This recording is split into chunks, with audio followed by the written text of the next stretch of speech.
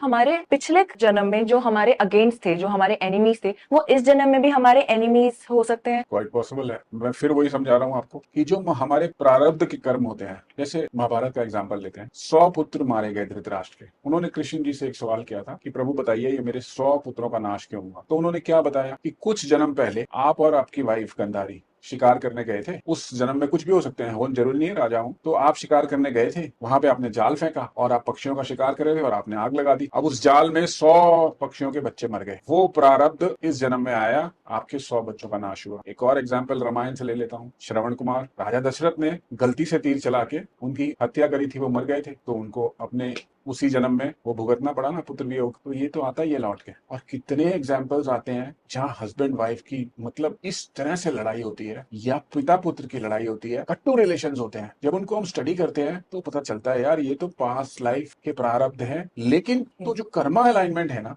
That is the most important thing, जो इसको थोड़ा बहुत बैलेंस कर देती है। लेकिन ये जो पास्ट के जो आप बता रहे हो एग्जांपल, आपने पूछा कि वो लास्ट लाइफ में आपका दुश्मन था, तो वो इस लाइफ में आपसे कुछ ना कुछ तो इस तरह से करेगा, मतलब वो झलकेगा कि प्रॉब्लम्स आ जाएंगे, हाँ, झलकेगा आपको कि यार ये कोई कनेक्शन है। लाइफ में प्रॉब्लम्स क्रिएट करते रहेंगे हमारे। लाइफ में प्रॉब्लम्स क्रिएट करना, आपस में रिलेशनशिप ऐसा खराब होना, हस्बैंड वाइफ का ही रिलेशन खराब होना आपस में बिना वजह, क्या चार्ट में दिख जाता है, लेकिन वो है प्रारब्ध।